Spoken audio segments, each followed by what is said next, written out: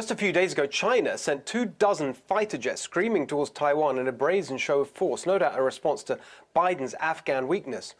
Why should we care about this, and what should we do? Here to explain is the author of the new book, The Strategy of Denial, American Defense in an Age of Great Power Conflict, Elbridge Colby. Elbridge, thank you for being with us tonight. Really, really fascinating arguments in your book. Let's start with the China part of it. What do you think is you've got a very provocative sense of what you think China is most likely to do with respect to Taiwan. Well, great. Thanks for having me, Steve. Great to be on and talk about this important issue. I actually think China's most likely, if it really wants to solve the Taiwan issue, which I do think is really consequential for Americans' interests in a concrete way, I think they're likely to go for an invasion. I mean, the basic thing is these shows of force that you're showing, they're not going to work to subordinate Taiwan. If China's really serious about it, it's going to go for a fait accompli. It's going to move in, take it over, and then present us with just simply too difficult of a reality to reverse. And why should we care about that? So what if they invade Taiwan, would be the provocative question back to you.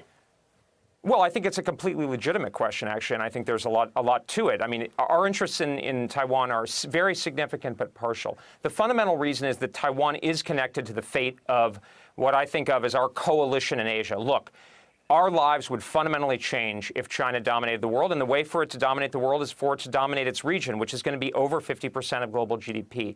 The way to get there is to break apart any group of states that tries to block it from doing so. That group is going to be led by us. There's nobody else who can do it, but it's going to include countries like Japan, Taiwan, India, maybe Vietnam, Australia, et cetera. If China wants to do that, it's got to put a sort of a knife at the heart of our coalition.